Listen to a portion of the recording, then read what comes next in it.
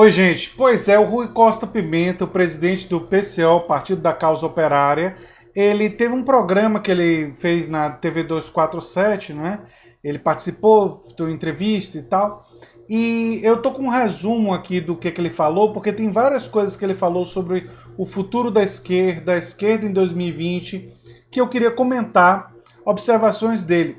E também estou fazendo esse vídeo porque às vezes eu acho que a gente precisa muitas vezes eu estou abordando o Bolsonaro, porque ele é o presidente, enfim, e as coisas terríveis que estão acontecendo, que ele está fazendo, mas a gente também tem que dar um certo equilíbrio e cobrir e analisar a fala de pessoas do campo progressista e não apenas criticar o que o Bolsonaro está fazendo, mas propor. Eu, às vezes, em vídeos do Bolsonaro também faço proposições, mas vou aproveitar para fazer uma análise da fala do Rui Costa Pimenta.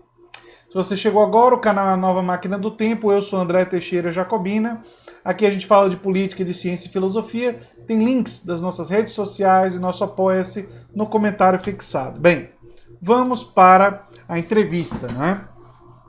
Em entrevista à TV 247, ele avalia que a insistência da esquerda em suas pautas originais pode não gerar efeitos eleitorais imediatos, porém pode ter um resultado positivo a médio prazo. Para ele, as manifestações populares em países da América do Sul foram o grande acontecimento do ano, entre aspas, né, na política. Essas manifestações seriam os grandes acontecimentos da política nesse ano de 2019, né, no ano passado.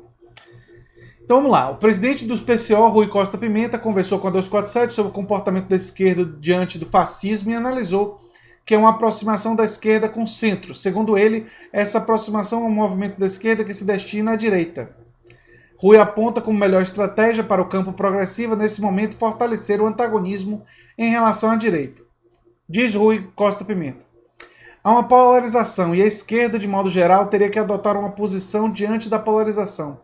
A posição diante da polarização seria fortalecer o polo oposto ao da direita. No entanto, a esquerda procura realizar, no momento em que a situação do centro é uma situação de desmoronamento e colapso, um movimento para o centro, que é o movimento da esquerda para a direita. Aqui ele diz uma coisa que eu concordo muito do ponto de vista estratégico. Ou seja, a esquerda que for para o centro em um cenário de polarização política tende a ser derrotada eleitoralmente. Isso daí, eu concordo com a avaliação dele. Existem várias razões para isso, para nós acreditarmos nisso. E nós podemos examinar várias experiências recentes eleitorais. Caso a caso, por exemplo, nos Estados Unidos, Hillary Clinton foi ao centro, e qual foi o resultado? Isso tirou o entusiasmo dos jovens, da classe trabalhadora, e fez essas pessoas não necessariamente votar em Trump, mas muitos deles não votaram, não participaram do processo político. E embora o voto no Brasil seja obrigatório, tem ainda gente que não vota, justifica o voto ou anula o voto. E se você caminhar para o centro, em um cenário de polarização, mais pessoas podem fazer isso e você perde a sua base social. No Brexit, lá na Inglaterra, no Jeremy Corbyn, muitas pessoas acham que o Jeremy Corbyn perdeu por ser muito à esquerda. Justamente na questão do Brexit, ele cedeu ao setor mais moderado e de direita do Partido Trabalhista Britânico em dizer que não iria mais respeitar o referendo e que iria submeter a população a um novo referendo. E foi exatamente isso que fez a classe trabalhadora inglesa votar, e aí foi mais grave, porque eles não apenas não votaram no Partido Trabalhista Britânico, mas votaram nos Tory, quer dizer, votaram nas eleições britânicas, eles votaram no Partido Conservador. E dois exemplos recentes de que essa estratégia está fadada ao fracasso, né? Vamos seguir. Para o presidente do PCO, voltando à matéria, né? Para o presidente do PCO, por vezes, o movimento de aproximação da esquerda ao centro chega até a flertar com a política direitista, como, por exemplo, o voto favorável ao pacote anticrime do ministro da Justiça, Sérgio Moro. Em certas coisas, é um movimento que vai além do centro. Por exemplo, votar no pacote anticrime do Moro já é uma política muito aproximada da política da extrema-direita. É um erro estratégico, mas eu acho que tem mais coisa acontecendo. Concordo com tudo que ele disse aqui. Agora, eu acrescentaria a seguinte reflexão. A esquerda, quando ela faz coro com o centro em questões de costumes, dos exageros do bolsonarismo, quando faz coro com o centro na defesa da democracia, não há problema nenhum. Você não pode fazer coro com o chamado centro, que na verdade são pessoas de centro-direita ou até de direita liberal, que aqui no Brasil, por algum motivo, já que o Bolsonaro ocupou a extrema-direita, eles passaram a se dizer centro, que não tem negócio de centrão, eles são de direita, né? Uma direita liberal, uma direita diferente da direita bolsonarista, mas ainda assim uma direita liberal. Você fazer coro na defesa da democracia não tem problema, mas você não pode fazer coro na defesa das políticas que agridem, né, que são agressões à classe trabalhadora. Se você faz isso, a esquerda que faz isso vai perdendo legitimidade.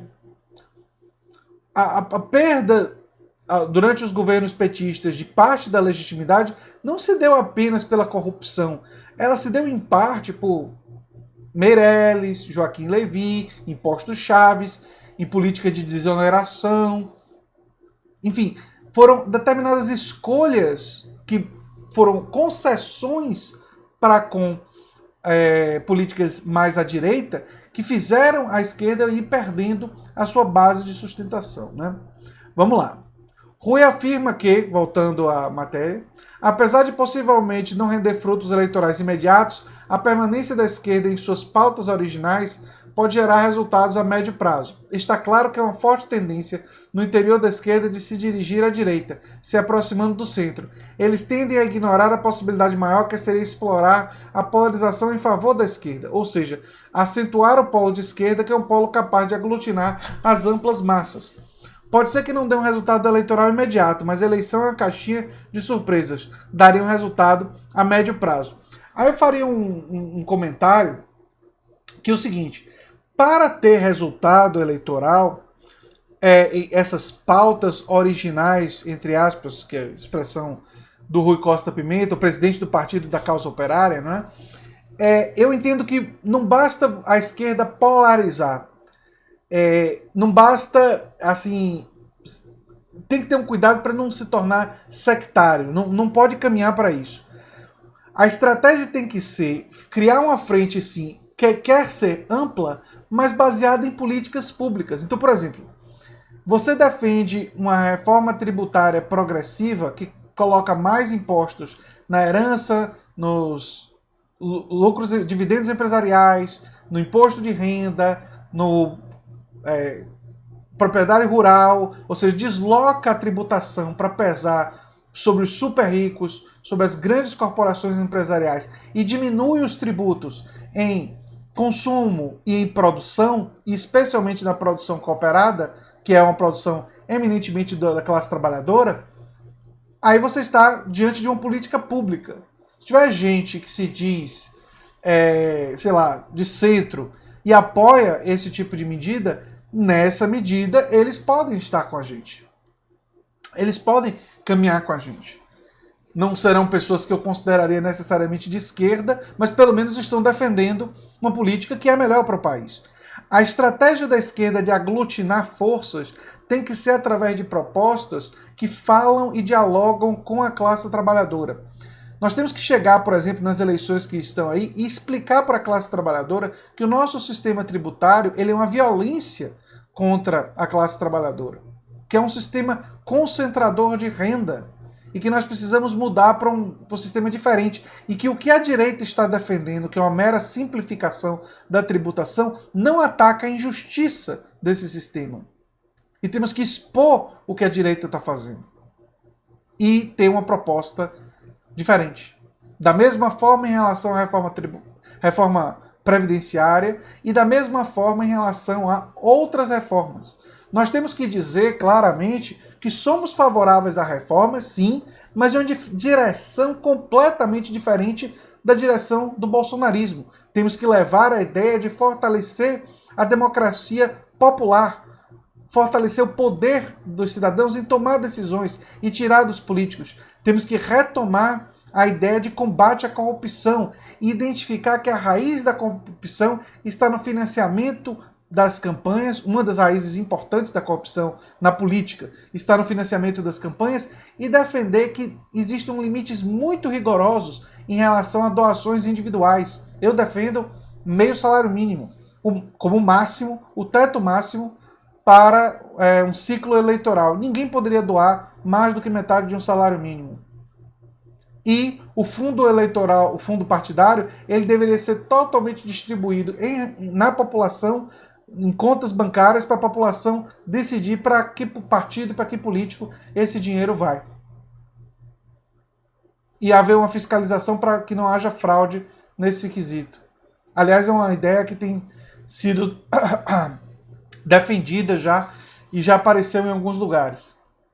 Enfim, ou seja, nós temos que retomar a defesa e a luta contra a corrupção como uma bandeira nossa e atacar estruturalmente a origem da corrupção, e temos que ter pautas claras e projetos claros de reforma para poder ganhar o eleitorado.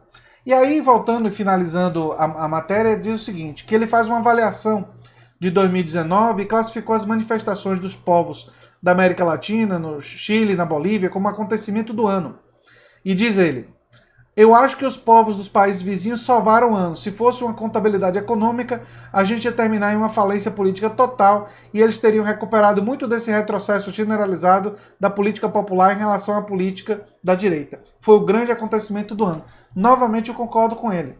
Nesse quesito também eu estou amplamente de acordo com o que disse Rui Costa Pimenta, que essas manifestações que aconteceram no Chile, na Bolívia, na Colômbia e na França, não só na América Latina, mas inclusive em outros países, e o que está acontecendo nos Estados Unidos com o crescimento de Bernie Sanders, são coisas que dão a gente uma certa esperança e são demonstrações de que na população tem uma coisa diferente acontecendo. E que para que isso venha acontecer no Brasil, nós precisamos fomentar, nós precisamos trazer e nós precisamos expor a realidade das propostas da direita e os impactos negativos que elas vão ter sobre a população mais pobre e nossas propostas alternativas. Se nós fizermos isso, se a esquerda, o campo progressista fizer isso, eu acho que já dá para começar a reverter em 2020, nesse ano. Eu sou um pouco mais otimista do que Rui Costa Pimenta. Acho que é possível sim começar a reverter. Não, assim, uma vitória fantástica, mas é possível ter algumas surpresas, isso ele disse na entrevista também. E para que isso aconteça, nós precisamos ter essas estratégias bem claras. E o diálogo com a população e com a classe trabalhadora. Enfim, foi uma boa entrevista. Se vocês quiserem assistir, ela está na TV 247. Um abração, gente, e até o próximo vídeo. Se você gosta do que eu faço, se inscreva, dê um like, compartilhe e quem sabe se torne um apoiador do canal. Tchau, tchau.